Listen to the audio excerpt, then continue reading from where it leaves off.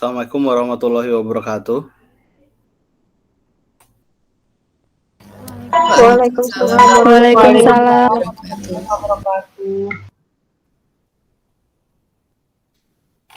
Bismillah, kita lanjut saja modul Nusantara kita karena saya pikir tidak mungkin kita menunggu quorum atau lebih dari separuh dari kelas ini, dan beberapa hari yang lalu juga sudah diumumkan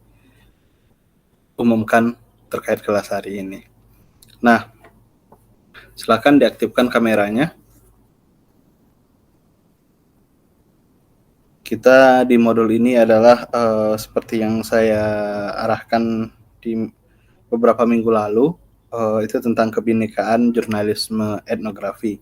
Dan seperti petunjuk teknisnya, pasti kalian semua sudah sudah menyiapkan video ya. Nah, video itu akan kita putar di sini untuk masing-masing dan akan kita ulas lah. Kalau kita bahas nggak mungkin ya, karena akan kita ulas apa sih keberagaman yang ada di daerah kita masing-masing. Nah, seperti itu.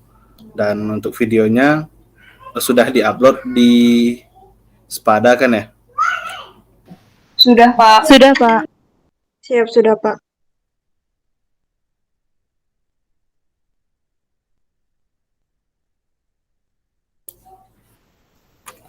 Oke, kita mulai dulu dari Nur Aini supaya agar bisa memutar videonya. Dipersilakan. Ya, baik, Pak.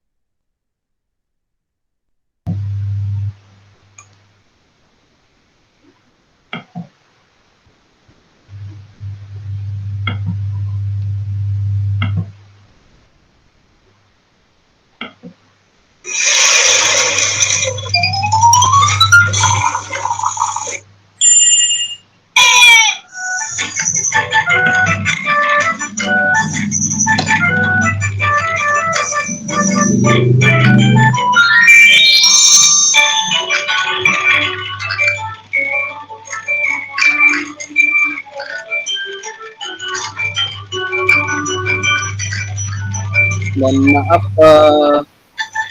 Nur Aini, ini lagu daerah atau tugas video etnografinya? Kita kan ada dua kan?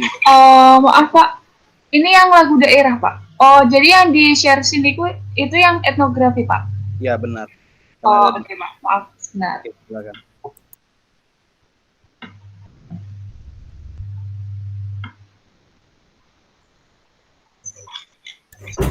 Bisa di full screen kan saja nanti kalau pas muter.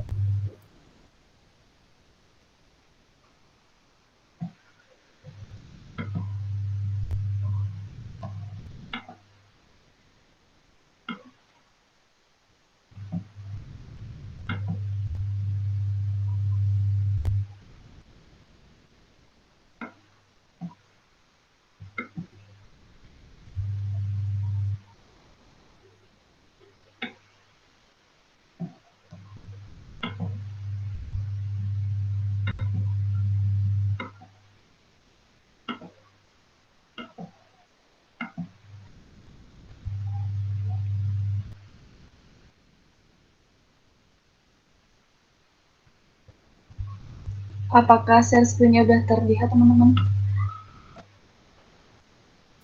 Sudah. Oke.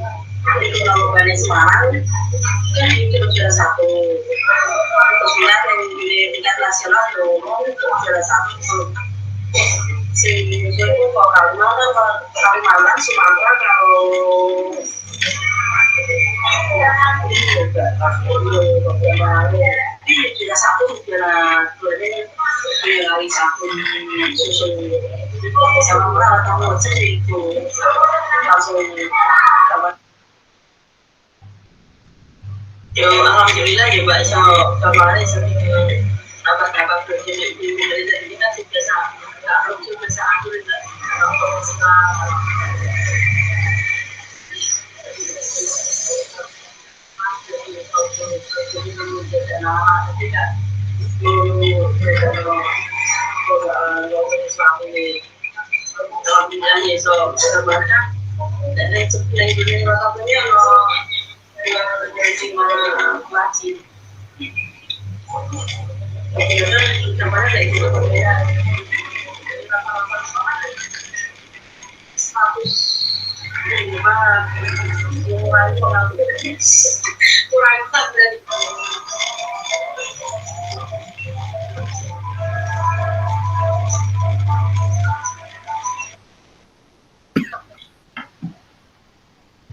Oke, Nuraini, Iya, Pak. kami juga suaranya tidak begitu baik, saya nggak tahu itu tempat saya atau tempat yang lain. Nah, coba kamu jelaskan apa tadi yang sudah ditampilkan di videonya. Oke, baik Pak. Jadi tadi itu merupakan ekrol waluh, yaitu makanan khas dari Cepu, Blora, Jawa Tengah. Di mana makanan ini itu bahan utamanya itu adalah waluh. Bahasa Jawanya itu waluh, atau dalam bahasa Indonesia itu biasanya namanya labu, gitu Pak.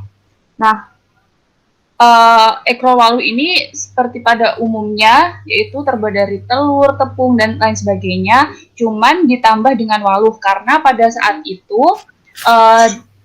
industri ekrol waluh ini dimulai ketika di daerah Cepu itu terdapat waluh yang sangat melimpah, sehingga dimanfaatkan oleh masyarakat untuk membuat makanan ciri khas, yaitu dari labu, yaitu yang bernama ekrol waluh, gitu Pak.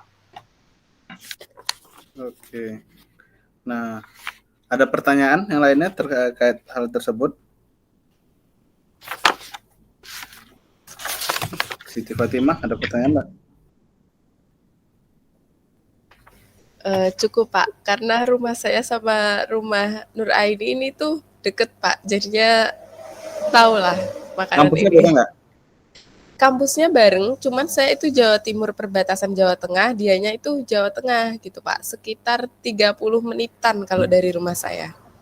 Oh, tidak terlalu jauh ya, masih dalam satu kabupaten. Udah Pak, udah beda provinsi. Cuman karena beda perbatasan, iya kita deket aja gitu. Budayanya di sana hampir sama berarti ya?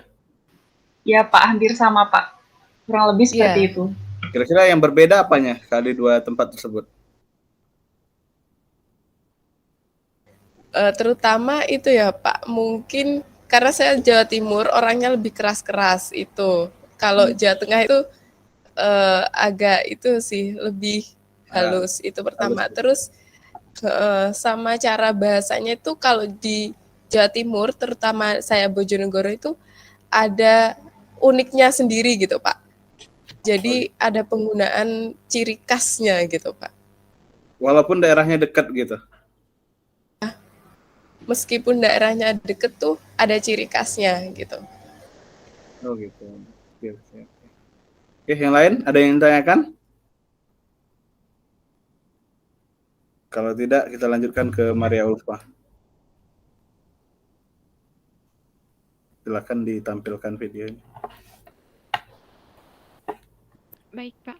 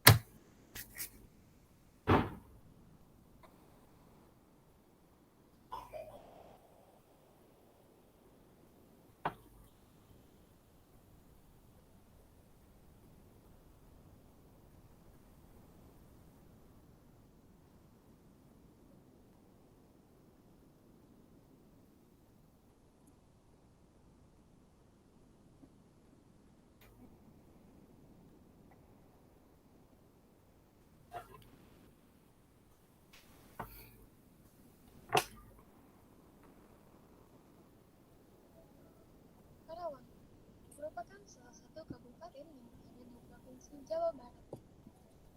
Kabupaten Karawang ini dikenal dengan slogan indah, tertib, aman, dan bersih, atau sering disingkat dengan kata. Sudah jalan Maria Ulfa videonya? Sudah, Pak. Apakah sudah terlihat? Yang lain saya tidak bisa melihat, yang lain mungkin. Belum bisa Pak, masih folder-folder gitu. Berarti ada pengaturannya yang ini tuh. Ulfa. Oke, sebentar, Pak.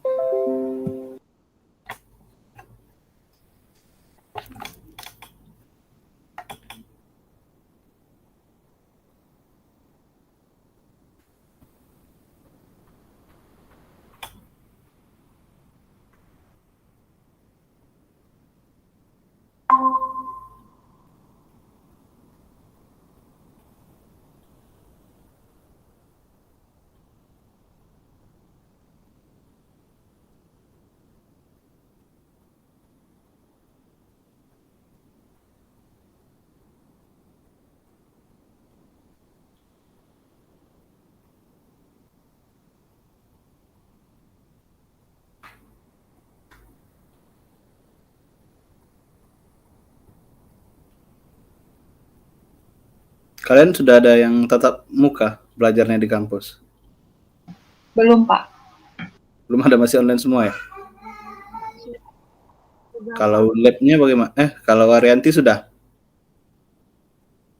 Ada satu mata kuliah di semester ini yang udah mulai offline, Pak. Full masuknya?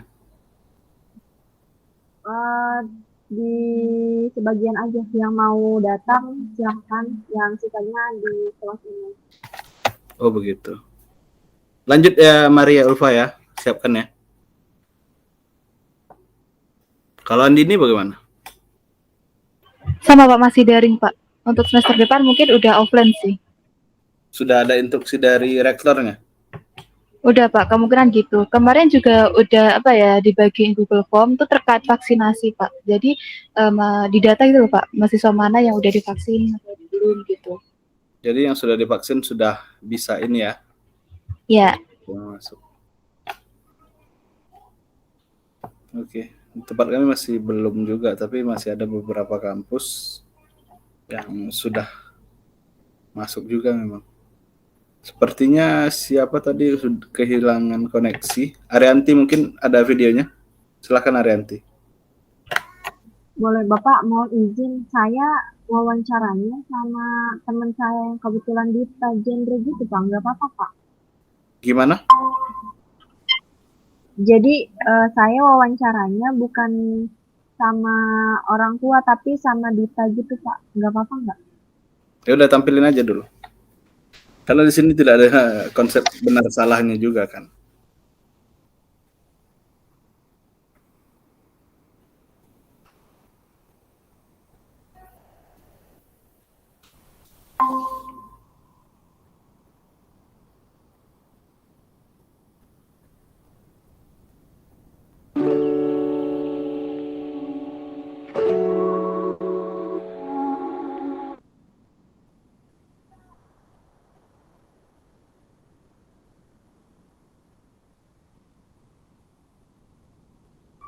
Mati ya.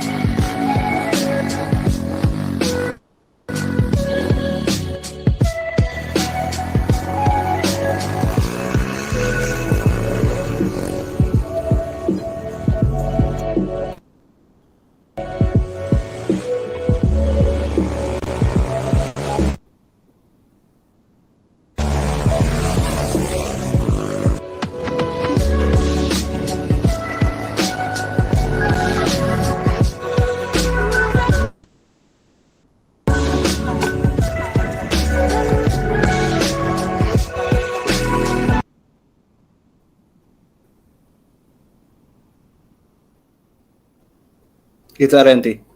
Selesai. Belum Pak, sebentar Pak.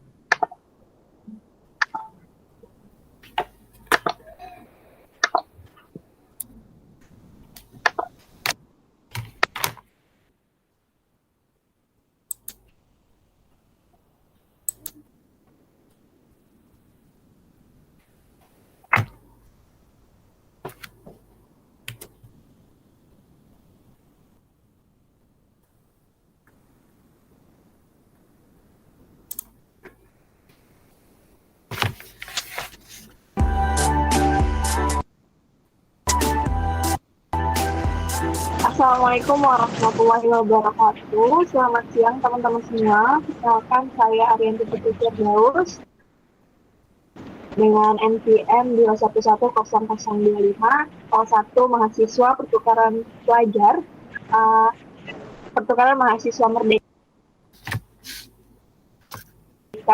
tahun 2021, angkatan pertama di Universitas Islam Riyadh. Ya, hari ini saya akan mewawancarai salah satu teman saya. Teman saya ini merupakan duta genre dari Kabupaten Bogor sekaligus pengamat lingkungan, baik sosial maupun culture yang ada di Kabupaten Bogor. Sebelumnya, mari kita sapa Kak Algi. Halo Kak Algi. Halo Kanti, hai, gimana kabarnya? Oke, baik, alhamdulillah. Kak Agi gimana kabarnya, sehat? Oh, aku insya Allah sehat. Mantap. Oke, Kak Agi, tanpa membuang waktu lama nih, tadi aku Iya, sudah iya. sempat memperkenalkan sedikit terkait siapa Kak Agi. Mungkin lebih jelasnya, Kak Agi sendiri yang memperkenalkan diri mulai dari nama, panggilan, dan saat ini sedang berkesibukan apa. Silakan. Oke, baik. Sebelumnya terima kasih ya, Kak Anti. Perkenalkan nama saya Aldi Gunawan. Nah, teman-teman Akang Tete boleh memanggil saya Aldi. Saya Duta Genre Kabupaten Bogor tahun 2020. Sebenarnya untuk hari ini kesibukannya saya lebih ke dunia kampus sebagai mahasiswa juga di Institut Ummul Qura. Seperti itu. Mungkin secara singkatnya kegiatan-kegiatan di luar kampus seperti sosialisasi kepada anak-anak, kepada remaja, bahkan kepada orang tua. Seperti itu, Teh. Oke, terima kasih Kak Aldi atas sedikit perkenalannya. Berarti saat ini sedang mengampu jabatan selaku Duta Genre dari Kabupaten Bogor ya. Iya, betul banget. Nah, untuk asalnya nih Kak Aldi, kan ada orang yang mungkin bukan dari orang Bogor nih yang nonton. Nah, kira-kira asal Kak Aldi itu emang asli orang Bogor apa kayak gimana nih? Kalau saya daerah yang ada di Jawa Barat, kayak misalkan kebiasaan Bogor seperti ini. Dari Oke. aku, kan Bogor tuh masuknya ke Jawa Barat ya, otomatis kita itu masuknya ke culture daerah Sunda. Nah, menurut Kak Aldi sendiri nih, apa sih yang bedain Bogor sama daerah-daerah Sunda lainnya, kayak Bandung, kemudian Ciamis, dan yang lainnya. Nah, yang menurut Kak Aldi yang paling ikonik dari Bogor tuh apa sih? Kalau misalkan menurut Algi, sebenarnya Sunda itu sama aja. Cuma yang ngebedain adat atau kultur yang ada di daerah yang ada di Jawa Barat. Kayak misalkan kebiasaan Bogor seperti ini.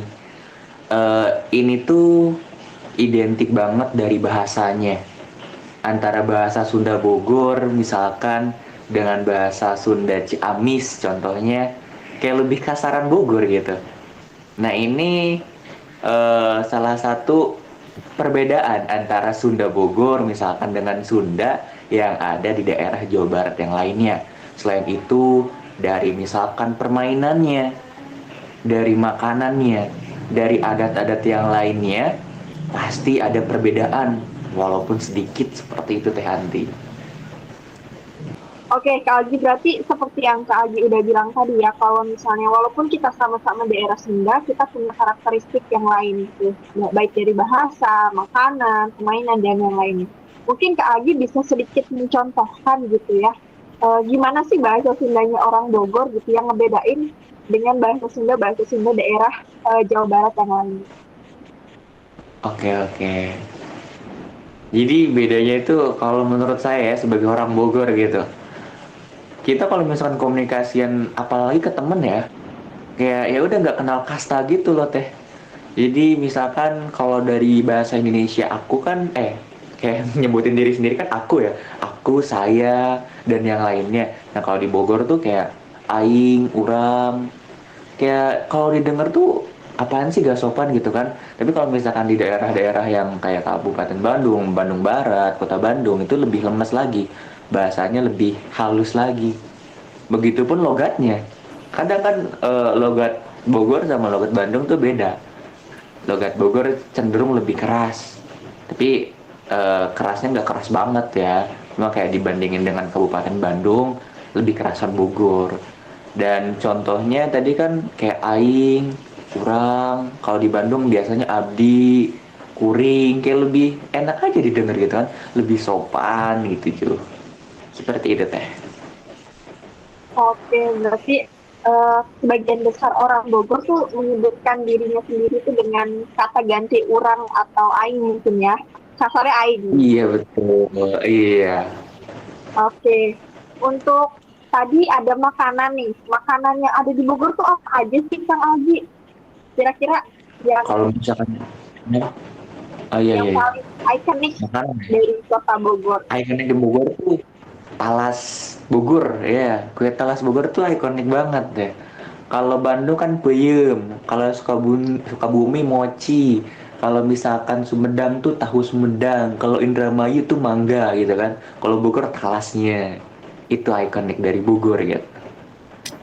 Jadi wajib banget buat temen-temen yang dari luar Bogor terus main ke Bogor harus banget cobain talas Bogor karena rasanya mantap.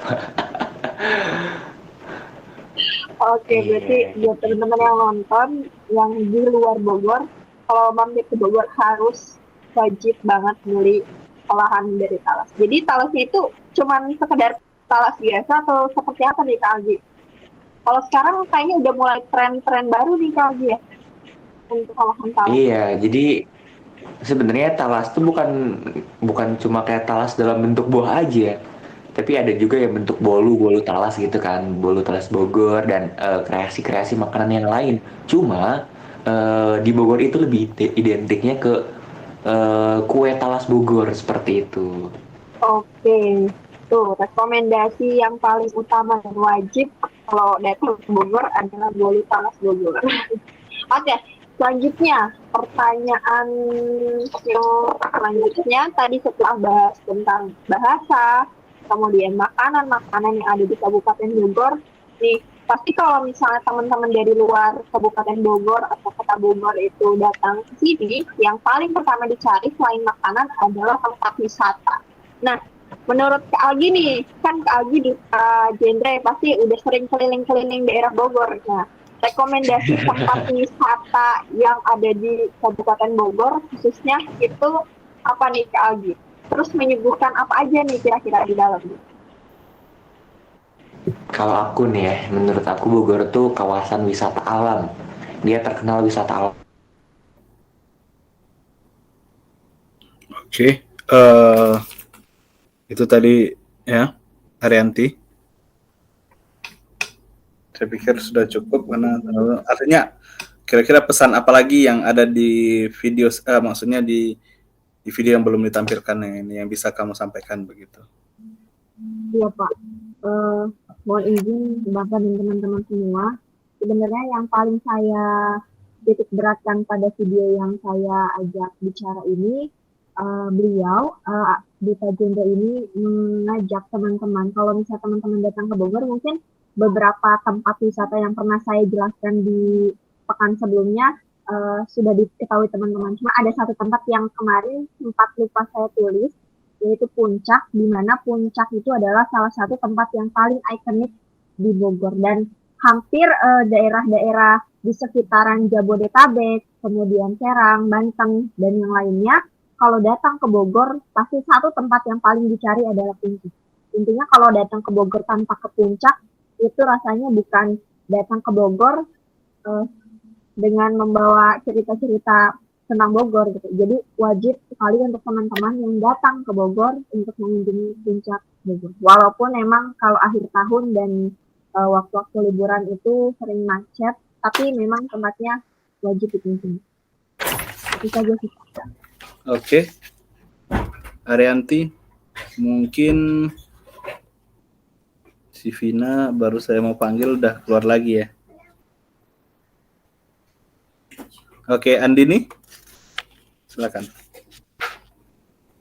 Sebentar ya, Pak. Ya.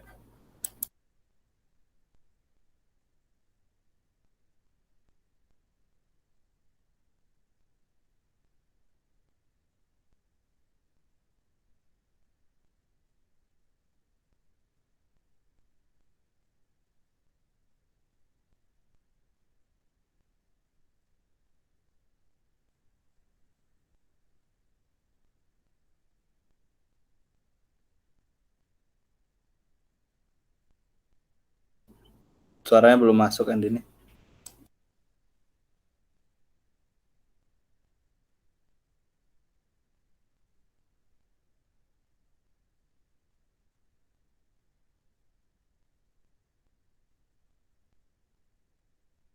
Sebentar ya, Pak. Oke, Andini.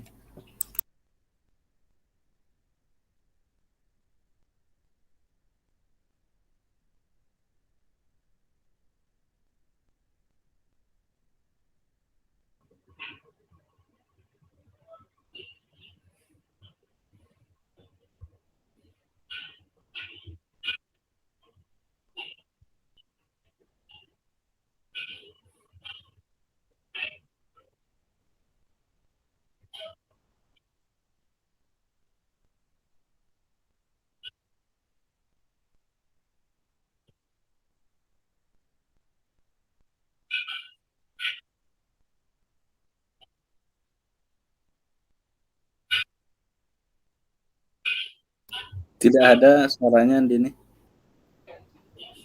Bagaimana, Pak? Suaranya tidak keluar. Ada yang tahu masalah? Mungkin karena pakai headset, Pak, jadi nggak bisa keluar gitu.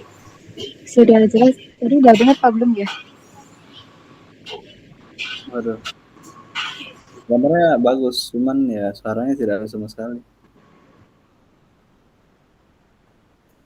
Dibuka dulu earphone-nya. Ada yang tahu kendala masalah ini gimana? Coba dibantu. Arianti, Nuraini.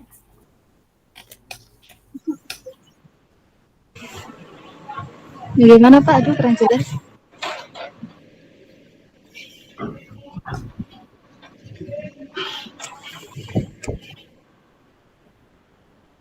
Oke, coba kirim di sini linknya.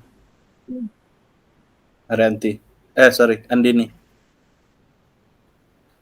Kirim link ininya ke saya. Ke ini. Chat Google Meet-nya.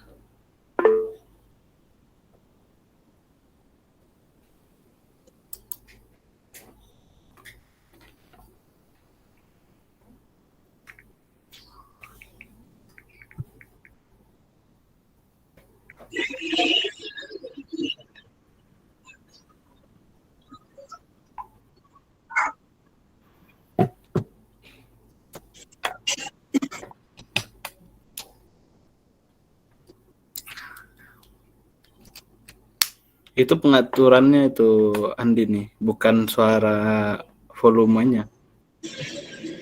Gimana, Bapak? Kirim saja alamat link YouTube-nya ke saya, ke di Google ini, di chat ini. Bisa tidak? Ribet deh.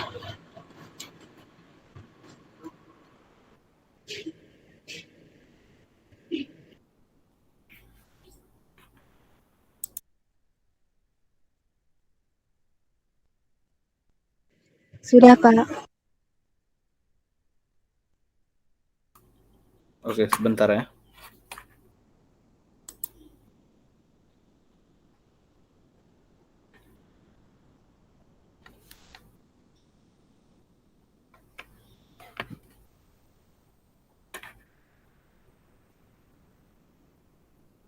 Tadi suaranya sama sekali nggak keluar ya, Pak ya? Iya, Andini. Yang lain nggak keluar kan?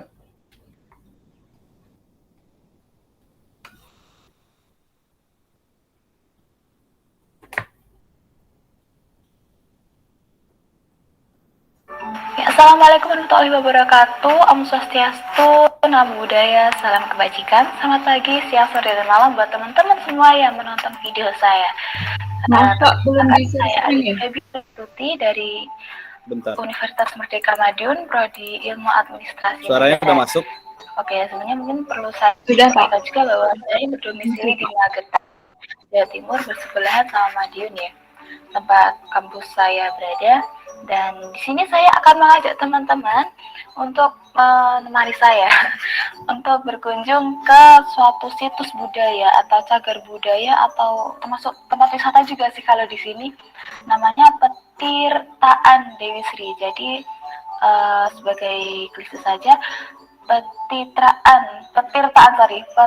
Dewi Sri ini adalah kayak bangunan kuno berupa candi ya, candi tapi berupa kolam gitu, namanya petirtaan. Oke, kenapa namanya petirtaan? Karena ini berupa kolam atau tempat perairan yang konon dahulu digunakan sebagai pemandian. Dan seperti yang saya ketahui, ini adalah warisan dari zaman Hindu. Untuk lengkapnya tentang sejarah ataupun kondisi dari petirtaan ini akan saya beritahukan ke teman-teman setelah slide berikut ini. Ayo berangkat. Oke teman-teman, akhirnya sampai juga kita di petirtaan Dewi Sri ini. Dan ini adalah tampilan depan dari petirtaan ini. Sebenarnya kalau dulu tuh bahasanya candi ya, candi Dewi Sri. Jadi mungkin ini karena ada peralihan bahasa kali ya, namanya petirtaan gitu. Oke teman-teman, kita akan memasuki wilayah petirtaan Dewi Sri. Jadi ya kelihatan banget di luar itu kalau di sini tuh hijau asri adem gitu, karena emang kenyataannya seperti itu.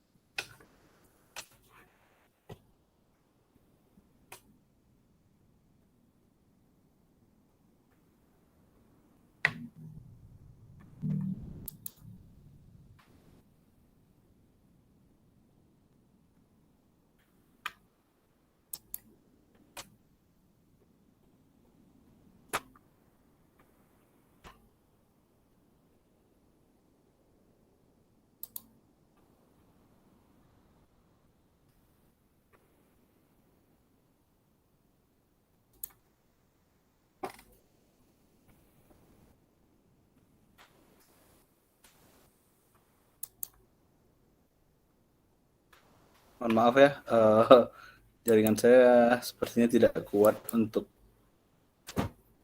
memutar sekalian videonya. Oke, itu video dari Andini dan videonya juga panjang ya, lumayan. Silakan ceritakan Andini. Itu ada candi atau tempat mandi zaman dahulu namanya petirtaan ya. Oke, silakan jelaskan Andini.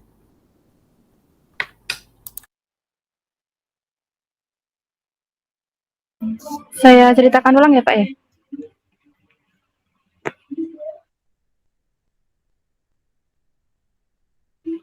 Iya Andini.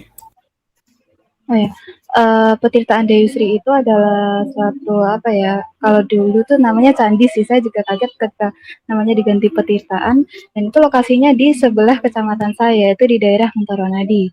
Dan petirtaan ini dulu adalah peninggalan kerajaan Hindu pada kurang lebih pada tahun 813 Saka. Kalau di apa ya, di kalender Mataram kuno itu pada tahun 821 Masehi. Dan kenapa dinamakan Candi Dewi Sri? Petirtaan Dewi Sri karena dulu itu sebagai tempat singgah Dewi Sri, yaitu sebagai Dewi Kesuburan. Dan untuk apa ya, event-event yang ada di petirtaan ini dulu sering diadakan pengurasan, yang namanya kolam itu baru dikuras ya. Tuh, tapi di pengurasan itu ada langkah-langkahnya atau ada apa ya, adatnya. Itu yang pertama itu ada selamatan. Kalau selamatan itu di bahasa Jawa artinya kayak syukuran, kirim doa gitu. Terus kemudian ada penyembelihan hewan. Itu kalau nggak salah ada kambing, terus penyembelihan sapi. Terus habis itu keesokan harinya itu baru dikuras ya. Maksudnya dari selamatan dan penyembelihan ini sebagai tanda izin bahwa dan kolam ini akan dikuras gitu. Dan kemudian setelah pengurasan itu ada prosesi pengisian ikan. Jadi di dalam kolam itu ada ikannya. Ikannya itu adalah ikan gabus. Tapi kalau di bahasa Jawa sendiri namanya ikan kutuk. Dan saya tanyakan kepada penjaganya kenapa dinamakan ikan kutuk. Ternyata ini sebagai bentuk apa ya, filosofinya adalah kita tuh nggak boleh durhaka sama orang tua karena nanti takutnya kita akan dikutuk gitu. Jadi ikannya ini filosofinya seperti itu. Terus kegiatan sebelum pandemi ya. Kalau sebelum pandemi dulu ini dibuka untuk wisatawan umum. Dulu saya pernah ke sana pada zaman SMP ya, terakhir saya ke sana tuh pas SMP dan pas itu juga rame banget namanya pengunjung-pengunjung seperti itu. Dan ketika pandemi itu pengunjung juga udah mulai surut. Terus kegiatan apa ya Kak selamatan dan sembelihan itu mulai dipersingkat kali ya, namanya kerja bakti sama pengulasan aja. Jadi kayak nggak ada prosesi-prosesi lebihnya seperti itu. Terus karena pandemi sekarang juga mulai berangsur-angsur membaik, itu sekarang tempat itu sebagai tempat peristirahatan. Kan kalau di daerah Jawa sini ada ya kayak apa sih lagi gentar-gentarnya sama pesepeda dan sebagainya gitu. Nah ini ternyata tempat ini sempat dijadikan tempat singgah pesepeda buat istirahat. Habis itu mereka kayak lanjut sepedahan lagi gitu. Kurang lebih seperti itu Pak.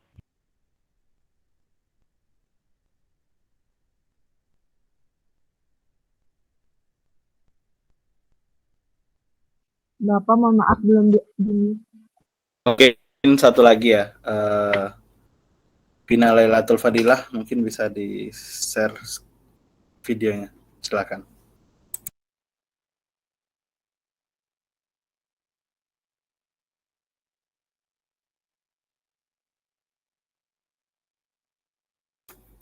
Halo Vina.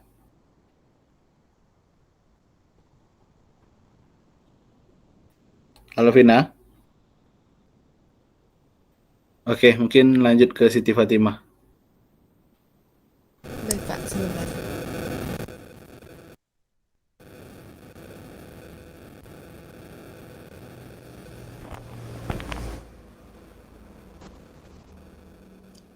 Saya pakai HP ya Pak.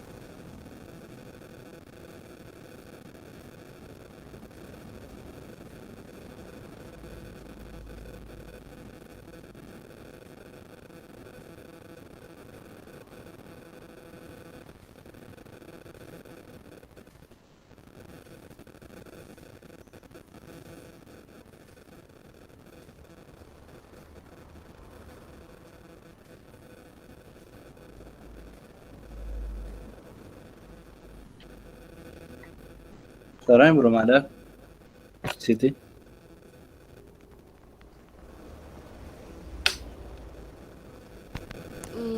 Sepertinya, apakah suara saya terdengar Pak?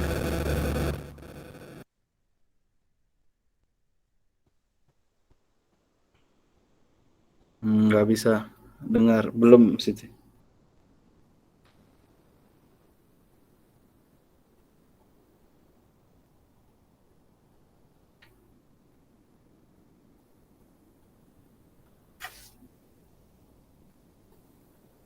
Kirim saja linknya ke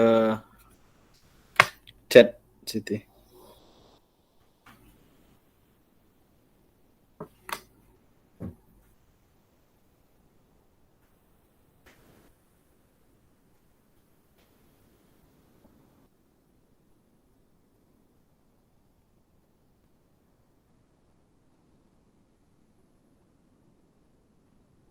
Pak, mau coba sekali lagi ya Pak? Oke.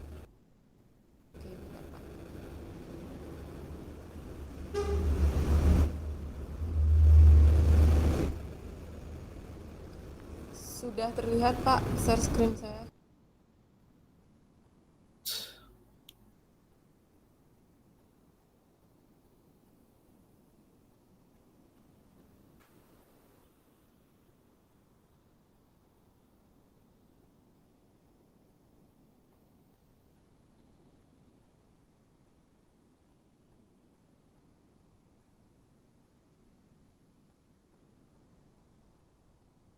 Tidak ada Siti. Oh, Sitinya hilang ya.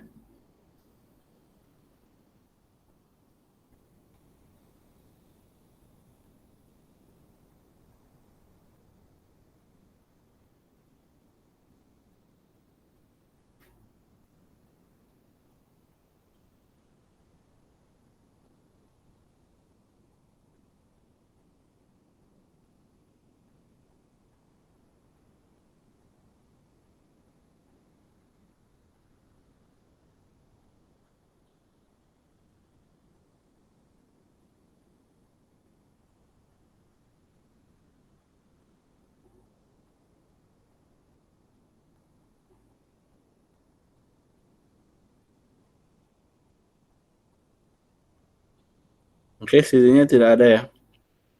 Mungkin saya cukupkan pertemuan kita sore ini. Mohon maaf atas segala keterlambatannya dan masalah-masalah yang kita hadapi dalam pertemuan ini. Semoga bermanfaat untuk kita semuanya. Dan saya cukupkan. Billahi taufiq wal hidayah. Assalamualaikum warahmatullahi wabarakatuh. Waalaikumsalam. Terima kasih Pak. Terima kasih, Pak.